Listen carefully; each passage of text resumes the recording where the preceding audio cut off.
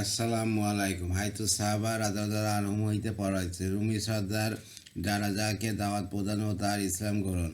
ওয়াকেদির প্রমুখ হইতে বর্ণিত আছে যে ইয়ারমুকের যুদ্ধের দিন জারাজা নামক এক বড় সর্দার শত্রুর কাতার হইতে বাহির হইয়া আসিল এবং হজরত খালেদ বিন ওয়ালিদ রাদিয়াল্লাহুকে ডাকিল। হজরত খালেদ রাদিয়াল্লাহু তাহার নিকট আসিলেন। উভয়ে এত নিকটবর্তী হইলেন যে তাদের উভয়ের ঘোড়ার ঘাড় পরস্পর মিলিত হইয়া গেল। যারা যা বলিল, হে খালেদ, আমার প্রশ্নের জবাব দিবেন এবং সত্য বলিবেন, মিথ্যা বলিবেন না, কারণ উন্নত চরিত্রের অধিকারী ব্যক্তি মিথ্যা বলিতে পারে না। আমাকে ধোঁকা দিবেন না, কারণ শরীফ ব্যক্তি তার প্রতি আস্থাবান লোককে কখনো ধোঁকা দিতে পারে না। আমি আল্লাহর নামে কসম দিয়া জিজ্ঞাসা করিতেছি যে আল্লাহ তাআলা কি আপনাকে নবীর উপর আসমান হইতে এমন কোনো তরবারি অবতীর্ণ করিয়াছেন যা তিনি আপনাকে দান করিয়াছেন? আপনি সেই তরবারি যার বিরুদ্ধে উত্তোলন করেন সে পরাজিত হয়। হজরত খালিদ রাদিয়াল্লাহু আনহু বলিলেন, না, এমন কোনো তরবারি অবতীর্ণ করেন নাই। যারা যা বলিল, তবে তাকে সাইফুল্লাহ অর্থাৎ আল্লাহর তরবারি কেন বলা হয়? হজরত খালিদ রাদিয়াল্লাহু বলিলেন, আসল ব্যাপার হইল এই যে আল্লাহ তাআলা আমাদের নিকট তার নবী প্রেরণ করিলেন। তিনি আমাদেরকে দাওয়াত দিলেন, কিন্তু আমরা তাকে ঘৃণা করিলাম ও তাহার নিকট হইতে দূরে সরিয়া গেলাম। অথবা আমাদের মধ্যকার কিছু লোক তাকে সত্য বলিয়া স্বীকার করিয়া লইলেন এবং তাহার অনুসারী হইলেন, আর কিছু লোক তাহাকে মিথ্যাবাদী বলিল ও দূরে সরিয়া থাকার উপর অটল রইল। আমিও সেই সকল লোকদেরকে অন্তর্ভুক্ত রইলাম যাহারা তাকে মিথ্যাবাদী বলিয়া দূরে সরে আসিল। তারপর আল্লাহ তাআলা আমাদেরকে তাদের অন্তর কপালের চুল ধরিয়া তার ওসিলায় হেদায়েত দান করিলেন এবং আমরা তার হাতে বায়াত হইয়া গেলাম। অথবা নবী করিম সাল্লাল্লাহু আলাইহি ওয়াসাল্লাম আমাকে বলিলেন, তুমি আল্লাহর তরবারি হইতে এক তরবারি যাহা তিনি মুশরিকদের বিরুদ্ধে উত্তোলন করিয়াছেন এবং তিনি আমার জন্য আল্লাহর নিকট সাহায্যের দোয়া করিয়াছেন। এই কারণে আমি সাইফুল্লাহ নামে অভিহিত হইয়াছি। মুশরিকদের জন্য মুসলমানদের মধ্যে আমি সর্বাপেক্ষা কঠোর। যারা যা বলিল, হে খালেদ, আপনারা কিসের দাওয়াত প্রদান করেন? হজরত খালেদ রাদিয়াল্লাহু আনহু বলিলেন, আমরা এই দাওয়াত প্রদান করিতেছি যে এই সাক্ষ্য দিবে যে আল্লাহ ব্যতীত কোনো মাবুদ নাই এবং হজরত মুহাম্মদ সাল্লাল্লাহু আলাইহি সাল্লাম আল্লাহর বান্দা ও তাঁর রাসূল, এবং তিনি আল্লাহর পক্ষ হইতে যা কিছু লইয়া আসিয়াছেন উহা স্বীকার করিয়া লইবে। যারা যা বলিল, যদি আপনাদের এই দাওয়াত কেউ গ্রহণ না করে তবে কি হইবে? হজরত খালেদ রাদিয়াল্লাহু আনহু বলিলেন, তবে সে জিজিয়া প্রদান করিবে এবং আমরা তাহার হেফাজত করিব। যারা যা জিজ্ঞাসা করিল, যদি জিজিয়া না দেয়? হজরত খালেদ রাদিয়াল্লাহু আনহু বলিলেন, আমরা যুদ্ধ ঘোষণা করিব এবং তাহার সহিত যুদ্ধ করিব। যারা যা জিজ্ঞাসা করিল, যে ব্যক্তি আজ আপনাদের দাওয়াত গ্রহণ করিয়া এই দিন ইসলাম গ্রহণ করিবে, আপনাদের নিকট তার মর্যাদা কীরূপ হইবে? হজরত খালেদ রাদিয়াল্লাহু আনহু বলিলেন, আল্লাহ তাআলা ফরজকৃত হুকুমের বিষয়ে আমার সম্ভ্রান্ত ও সাধারণ পূর্ববর্তী ও পরবর্তী সকলের মর্যাদা একই সমান। যারা যা জিজ্ঞাসা করিল, যে ব্যক্তি আপনাদের মধ্যে সামিল হইবে সেও কি আপনাদের মতোই আজর ও সওয়াব পাইবে? হজরত খালিদ রাদিয়াল্লাহু আনহু বলিলেন, হ্যাঁ, বরং সে তো আমাদের অপেক্ষা উত্তম হইবে। যারা যা বলিল, সে আজ ইসলাম গ্রহণ করিয়া আপনাদের সমান কিরূপে হইবে? আপনারা তো তার অনেক আগে মুসলমান হইয়াছেন। হজরত খালিদ রাদিয়াল্লাহু আনহু বলিলেন, আমাদেরকে বাধ্য হইয়া ইসলাম গ্রহণ করিতে হইয়াছে।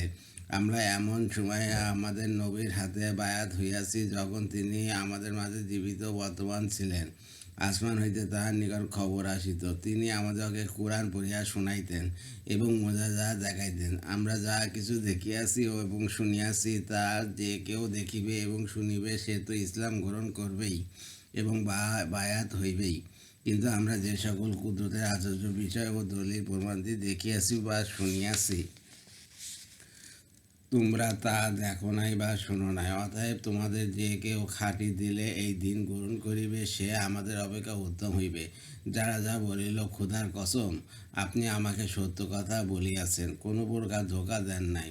হযরত খালেদ রাদিয়াল্লাহু আনহু বলিলেন, খোদার কসম, আমি তোমার সহিত সত্য কথা বলিয়াছি এবং আল্লাহ সাক্ষী যে আমি তোমার প্রশ্নের সঠিক জবাব দিয়াছি। উহা শোনা মাত্র যারা যুদ্ধ না করার ইঙ্গিত স্বরূপ নিজের ঢাল উপর করিয়া হযরত খালেদ রাদিয়াল্লাহু আনহুর সহিত মিলিয়া গেলেন এবং বলিলেন, আমাকে ইসলাম শিক্ষা দিন। হযরত খালেদ রাদিয়াল্লাহু আনহু তাহাকে লইয়া নিজ তাঁবুতে আসিলেন এবং মজ হইতে পানি ঢালিয়া তাহাকে গোসল করাইলেন। তারপর তাহাকে লইয়া 2 রাকাত নামাজ পড়িলেন। যাহাকে হযরত খালেদ রাদিয়াল্লাহু তাআলা আনহু এর সহিত যাইতে দেখিয়া রোমকগণ মনে করিল, হযরত খালেদ রাদিয়াল্লাহু আনহু আমাদের সর্দারের সহিত ছলচতুরি করিতেছে। সুতরাং তারা আকস্মিকভাবে এইরূপ প্রচণ্ড হামলা করিল যে হযরত ইকরামা ইবনে আবি জাহল ও হযরত হারেস ইবনে হাশেম রাদিয়াল্লাহু আনহু এর নেতৃত্বাধীন মুয়াবিয়া নামক হেফাজতের দল ব্যতীত সমস্ত মুসলমান বাহিনীকে তাদের অবস্থান হইতে কিছু হটাইয়া দিল। রোমক সৈন্যগণ মুসলিম বাহিনীর ভিতর ঢুকিয়া পড়িয়াছিল। হযরত খালিদ রাদিয়াল্লাহু আনহু ঘোড়ায় আরোহণ করিলেন এবং যা এবং তার সঙ্গে রইলেন মুসলমানগণ একে অপরকে আহ্বান করিতে লাগিলেন এবং পুনরায় সমবেত হইলেন। উহাতে রোমক সৈন্যগণ কিছু হরিয়া তাহাদের নিজ অবস্থানে ফিরিয়া গেল। হযরত খালিদ রাদিয়াল্লাহু আনহু ধীরে ধীরে মুসলমানদিগকে লইয়া অগ্রসর হইতে লাগিলেন। অবশেষে উভয় পক্ষের মধ্যে তরবারির যুদ্ধ আরম্ভ হইয়া গেল। দ্বিপ্রহর হইতে মাগরিব পর্যন্ত হযরত খালিদ রাদিয়াল্লাহু আনহু ও যারা রোমীদের ওপর অনবরত তরবারি চালাইতে থাকিলেন। মুসলমানগণ যুদ্ধের প্রচণ্ড দরুন জোহর ও আসর নামাজ ইশারায় আদায় করিলেন। যুদ্ধে যারা গুরুতর আহত হইলেন এবং শহীদ হইয়া গেলেন। হযরত খালিদ রাদিয়াল্লাহু আনহুর সহিত আদায়কৃত 2 রাকাত নামাজ ব্যতীত তিনি আর কোনো নামাজ আদায় করেন নাই। আল্লাহ তাআলা তার উপর রহম বর্ষণ করুন। বিদায়। অপর এক রিওয়ায়াতে বর্ণিত আছে যে হযরত খালিদ রাদিয়াল্লাহু আনহু লোকদের মধ্যে খুতবা দিলেন এবং তাদেরকে জিহাদের উদ্দেশ্যে আরব দেশ ছাড়িয়া অনারব দেশে যাইতে উৎসাহিত করিতে যাইয়া বলিলেন, তোমরা এই অনারব দেশে আহার্য সামগ্রিক প্রাচুর্যের প্রতি লক্ষ্য করিতেছ না? খোদার কসম, যদি আমাদের উপর আল্লাহর পথে জিহাদ করা এবং ইসলামের পথে দাওয়াত দেওয়ার গুরু দায়িত্ব না থাকিত, শুধু জীবিকা নির্বাহী একমাত্র উদ্দেশ্য হইত, তবুও আমার মতে আমাদের যুদ্ধ করিয়া এই শস্য শ্যামল স্থান দখল করিয়া লওয়া উচিত। তোমরা যে জিহাদের উদ্দেশ্যে আসিয়াছ, উহা সারিয়া যারা নিজ ঘরে বসিয়া রহিয়াছে, ক্ষুধা ও অভাব তাদের ঘাড়েই চাপিয়া থাকো। হযরত ওমর রাদিয়াল্লাহু আমলে সাহাবা রাদিয়াল্লাহু আনহুদের যুদ্ধের ময়দানে দাওয়াত প্রদান ও আমিরদের প্রতি এই ব্যাপারে তার বিশেষ নির্দেশ। ইয়াজিদ ইবনে আবি হাবিব রহমতুল্লাহ বলেন, হযরত ওমর ইবনে খাত্তাব রাদিয়াল্লাহু আনহু হযরত সাদ ইবনে আবি ওয়াক্কাস রাদিয়াল্লাহু আনহুর নিকট এই মর্মে পত্র লিখিলেন যে, আমি তোমার নিকট পূর্বেও লিখিয়াছি যে লোকদেরকে 3 দিন যাবৎ ইসলামের দাওয়াত দিবে। যে ব্যক্তি যুদ্ধ আরম্ভ হইবার পূর্বে ইসলাম গ্রহণ করিয়া লইবে, সে মুসলমানদের একজন বলিয়া গণ্য হইবে। অপরাপর মুসলমানদের ন্যায় সেও সকল অধিকার লাভ করিবে এবং ইসলামে তার অংশ থাকিবে, অর্থাৎ গনিমতের মালে সেও অংশীদার হইবে। আর যে ব্যক্তি যুদ্ধের পর অথবা পরাজয়ের পর ইসলাম গ্রহণ করিবে, তার মাল সম্পদ মুসলমানদের জন্য গনিমত হিসাবে গণ্য হইবে, কারণ মুসলমানগণ তার ইসলাম গ্রহণের পূর্বে তার মাল সম্পদের উপর কবজা করিয়াছে। তোমার প্রতি আমার ইহাই নির্দেশ এবং এই উদ্দেশ্যেই তোমাকে এই পত্র লিখিয়াছি। কানাস। হযরত সালমান রাদিয়াল্লাহু আনহু দাওয়াত প্রদান। আবুল বাক্তারি রহমতুল্লাহ হইতে বর্ণিত আছে যে হযরত সালমান ফার্সি রাদিয়াল্লাহু আনহু এক মুসলিম বাহিনীর আমির ছিলেন। তারা পারস্য সাম্রাজ্যের এক দুর্গ অবরোধ করিলেন। মুসলমানগণ হযরত সালমান রাদিয়াল্লাহু আনহুকে বলিলেন, হে আবু আবদুল্লাহ, আমরা তাদের উপর হামলা করিব কি? হযরত সালমান রাদিয়াল্লাহু আনহু বলিলেন, আমাকে একটু সময় দাও, আমি তাদেরকে সেইরূপ দাওয়াত প্রদান করিব যেরূপ রাসূলুল্লাহ সাল্লাল্লাহু আলাইহি ওয়াসাল্লামকে শত্রুদের প্রতি দাওয়াত প্রদান করিতে শুনিয়াছি। তারপর হযরত সালমান রাদিয়াল্লাহু আনহু সেই দুর্গবাসীদের প্রতি লক্ষ্য করিয়া বলিলেন, আমি তোমাদের এই ন্যায় একজন পারস্যের লোক। তোমরা নিজেরাই দেখিতেছ যে আরবের লোকেরা আমাকে কিরূপ মান্য করিতেছে। যদি তোমরা মুসলমান হইয়া যাও, তবে আমাদের ন্যায় তোমরাও সকল অধিকার লাভ করিবে এবং আমাদের ওপর যে সকল দায়িত্বভার ন্যস্ত হইয়াছে, তোমাদের ওপরও তাহা হইবে। আর যদি ইসলাম গ্রহণ করিতে অস্বীকার করো এবং নিজেদের ধর্মের উপর থাকিতে চাও, তবে আমরা তোমাদেরকে নিজের ধর্মের উপর থাকিতে দেব। কিন্তু নত হইয়া নিজ হাতে আমাদেরকে জিজিয়া প্রদান করিবে। হযরত সালমান রাদিয়াল্লাহু তাদেরকে ফার্সি ভাষায় বলিলেন যে এই জিজিয়া প্রদানের দ্বারা তোমরা নিরাপত্তা লাভ করিবে বটে, কিন্তু কোনরূপ সম্মানের যোগ্য থাকিবে না। আর যদি তোমরা জিজিয়া প্রদান করিতে অস্বীকার করো তবে আমরা তোমাদের সহিত প্রকাশ্যে যুদ্ধে লিপ্ত হইব। তারা বলিল, আমরা ঈমানও গ্রহণ করিব না, জিজিয়াও প্রদান করিব না, আমরা তোমাদের সহিত যুদ্ধ করিব। মুসলমানগণ হযরত সালমান রাদিয়াল্লাহু আনহুকে বলিলেন, হে আবু আবদুল্লাহ, আমরা তাদের ওপর হামলা করিব কি? হযরত সালমান রাদিয়াল্লাহু আনহু বলিলেন, না। অতঃপর তিনি দুর্গাবাসীদেরকে এই একইভাবে 3 দিন দাওয়াত দিলেন। তারপর বললেন, তোমরা হামলা করো। অতএব মুসলমানগণ হামলা করিলেন, উক্ত দুর্গ জয় করিয়া লইলেন।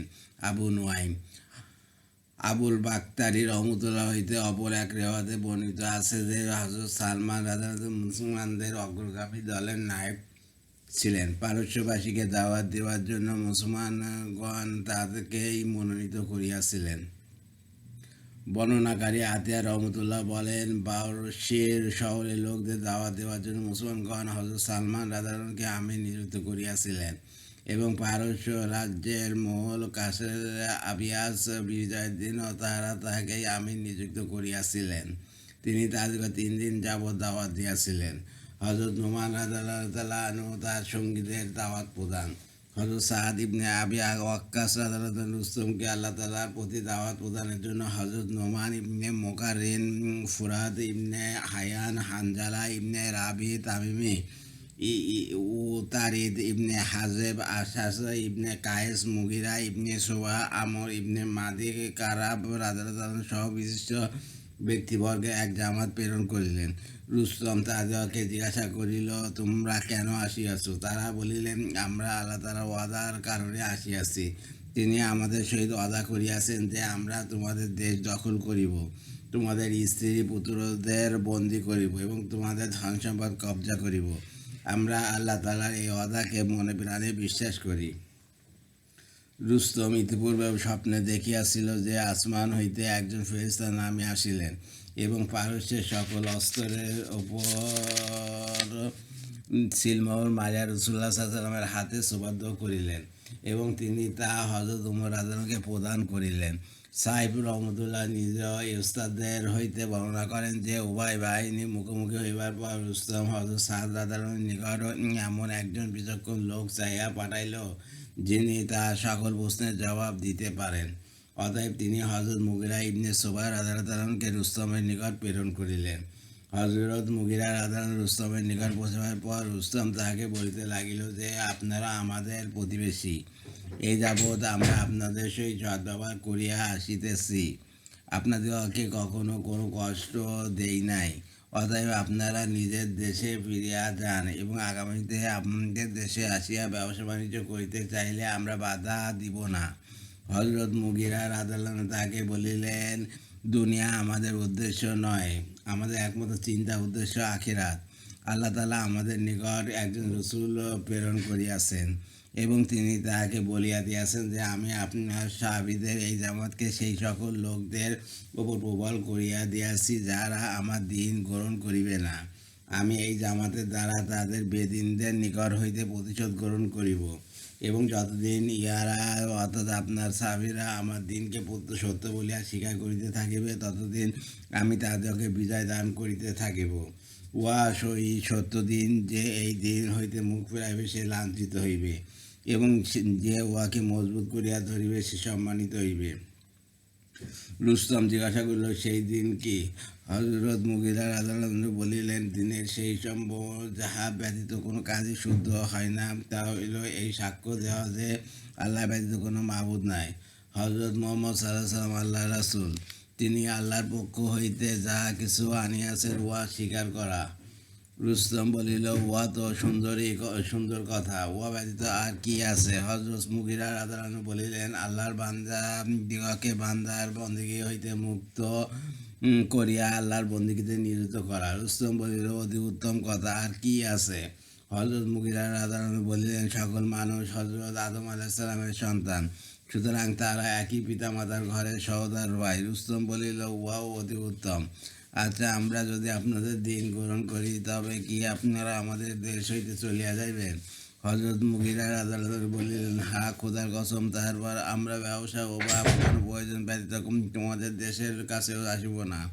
রুস্তম বলিল, ওয়াও, অতি উত্তম কথা। বর্ণনাকারী বলেন, অতঃপর হযরত মুগীরা রাদিয়াল্লাহু রুস্তমের নিকট হইতে বাহির হইয়া আসিলে রুস্তম তাহার কওমের সর্দারদের সহিত ইসলাম সম্পর্কে আলোচনা করিল, কিন্তু তাহারা অপছন্দ করিল এবং ইসলাম গ্রহণ করিতে অস্বীকার করিল। আল্লাহ তাআলা তাহাদেরকে কল্যাণ হইতে বঞ্চিত করেন এবং লাঞ্ছিত করেন, আর আল্লাহ তাআলা করিয়াছেনও। বর্ণনাকারীগণ বলেন, রুস্তমের আহ্বানে হযরত সা'দ দ্বিতীয়বার হযরত রিবাই ইবনে আমের রাদিয়াল্লাহুকে প্রেরণ করিলেন। তিনি রুস্তমের দরবারে পৌঁছাইয়া দেখিলেন, তাহারা রুস্তমের দরবারকে স্বর্ণখচিত উপাদান, রেশমি গালিচা ও মূল্যবান মণিমুক্তা দ্বারা সুসজ্জিত করিয়া রাখিয়াছে।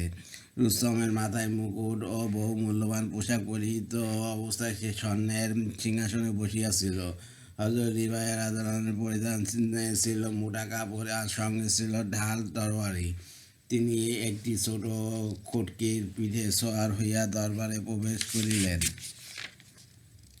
এবং গালিচার কিছু অংশ মারা ঘটকি সহ উপরে উঠিয়া গেলেন। তারপর নামিয়া উহাকে স্বর্ণখচিত একটি উপাদানের সহিত বলিলেন এবং অস্ত্র ও বর্মে সজ্জিত মাথায় শিরোতাজ পরিহিত অবস্থায় অগ্রসর হইলেন। পড়িয়া বলিল, অস্ত্র খুলিয়া রাখুন। তিনি বলিলেন, আমি নিজের ইচ্ছায় তোমাদের নিকট আসি নাই, তোমরা আমাকে ডাকিয়া আনিয়াছ। এখন তোমরা যদি আমাকে এইভাবে সামনে যাইতে দাও তবে যাইব, অন্যথা আমি ফিরিয়া চলিয়া যাইব। রুস্তম বলল, তাকে এইভাবে আসিতে দাও। অতএব হযরত রিবাই রাদিয়াল্লাহু গালিচার উপর বর্ষার মাথা টুকিয়া রুস্তমের দিকে অগ্রসর হইলেন এবং বর্ষার আঘাতে গালিচার অধিকাংশ ছিদ্র করিয়া দিলেন। দরবারের লোকেরা জিজ্ঞাসা করিল, আপনারা এখানে কেন আসিয়াছেন? হযরত রিবাই রাদিয়াল্লাহু বলিলেন, আল্লাহ তাআলা আমাদেরকে এই জন্য পাঠিয়েছেন যেন তিনি যাহাকে চাইবেন আমরা তাহাকে বান্দাদের বন্দী হইতে মুক্ত করিয়া আল্লাহর বন্দীতে নিয়োজিত করি এবং দুনিয়ার সংকীর্ণ হইতে উহার প্রশস্ততার দিকে ও সকল ধর্মের অন্যায় অত্যাচার হইতে ইসলামের হিসাবের দিকে মুক্ত করিয়া আনি। তিনি আমাদেরকে তাহার দিন সহকারে আপন মাখলুকের নিকট প্রেরণ করিয়াছেন যেন আমরা তাদেরকে সেই দিনের প্রতি আহ্বান জানাই। যে উহা গ্রহণ করিবে আমরা তা মানিয়া লইব এবং আমরা ফিরিয়া চলিয়া যাইব, আর যে অস্বীকার করিবে আমরা তাহার সহিত যুদ্ধ করিতে থাকিব যতক্ষণ না আমাদের সহিত আল্লাহ তাআলার কৃত ওয়াদা পূরণ হয়। তারা জিজ্ঞাসা করিল, আল্লাহ তাআলার কৃত ওয়াদা কি? হযরত রিবাই রাদিয়াল্লাহু বলিলেন, যারা ইসলাম গ্রহণ করিতে অস্বীকার করিবে তাদের সহিত যুদ্ধ করিতে যাইয়া সে যে মৃত্যুবরণ করিবে তাহার জন্য বেহেশত, এবং আর যে বাঁচিয়া থাকিবে তাহার জন্য বিজয় ও সফলতা। রুস্তম বলিল, আমি আপনাদের কথা শুনিয়াছি, আপনারা কি কিছু সময় দিতে রাজি আছেন যাহাতে আমরা একটু চিন্তা করিতে পারি? হযরত রিবাই রাদিয়াল্লাহু বলিলেন, হ্যাঁ, তোমরা কতদিন সময় চাও? 1 দিন কিংবা 2 দিন? রুস্তম বলিল, না, বরং এই পরিমাণ সময় চাই যাহাতে আমরা আমাদের নেতৃস্থানীয় ও কওমের সর্দারদের সহিত চিঠিপত্রের মাধ্যমে পরামর্শ করিতে পারি। হযরত রিবাই রাদিয়াল্লাহু বলিলেন, রাসূলুল্লাহ সাল্লাল্লাহু আলাইহি ওয়াসাল্লাম আমাদের জন্য একটি পদ্ধতি নির্ধারণ করিয়া দিয়াছেন যে শত্রুর মুখামুখি হইবার পর আমরা যেন তাদেরকে 3 দিনের অধিক সময় প্রদান না করি। অতএব 3 দিনের সময় দিলাম। উক্ত সময়ের মধ্যে তুমি নিজের ও নিজের কওমের ব্যাপারে চিন্তা করিয়া দেখো এবং সময় শেষ হইবার পর 3 কথার যে কোনো একটি গ্রহণ করো। রুস্তম জিজ্ঞাসা করিল, আপনি কি মুসলমানদের সর্দার? হযরত রিবাই রাদিয়াল্লাহু বলিলেন, না, তবে মুসলমানগণ সকলে এক শরীরের ন্যায় অবিচ্ছেদ্য। তাদের সাধারণ ব্যক্তি যদি কাউকে আশ্রয় প্রদান করে তবে আমিরও তাহা মানিয়া বাধ্য থাকে। অতঃপর হযরত রিবাই রাদিয়াল্লাহু সেখান হইতে ফিরে আসিলেন। রুস্তম তাহার কওমের সর্দারগণকে সমবেত করিয়া বলিল, তোমরা কি এই ব্যক্তি অপেক্ষা আর কাউকে কখনো এইরূপ অকাট্য ও উচ্চমানের কথা বলিতে দেখিয়াছ? সর্দারগণ বলিল, আল্লাহর পানা, আপনি না আবার এই ব্যক্তির কোনো বিষয়ের প্রতি ঝুঁকিয়া পড়েন এবং নিজের ধর্ম ছাড়িয়া নাউজুবিল্লাহ এই কুকুরের দিনকে গ্রহণ করিয়া বসেন? আপনি কি তাহার ময়লা ও ছিন্ন পোশাকের প্রতি লক্ষ্য করেন নাই? রুস্তম বলল, তোমাদের নাশ হোক, পোশাকের প্রতি লক্ষ্য করিও না, বরং বুদ্ধিমত্তা, কথাবার্তা, চরিত্র, মাধুর্যের প্রতি লক্ষ্য করো। আরবগণ পোশাক পরিচ্ছদ ও খাওয়া দাওয়ার প্রতি তেমন গুরুত্ব দেয় না, কিন্তু তাহারা বংশীয় গুণাবলী ও মর্যাদা থেকে যথাযথ রক্ষা করে। দ্বিতীয় দিন পুনরায় তাদের আমন্ত্রণে হজরত হুযায়ফা ইবনে মিউসান রাদিয়াল্লাহুকে পাঠানো হইল। তিনি হজরত রিবাই রাদিয়াল্লাহুর অনুরূপ কথা বলিলেন।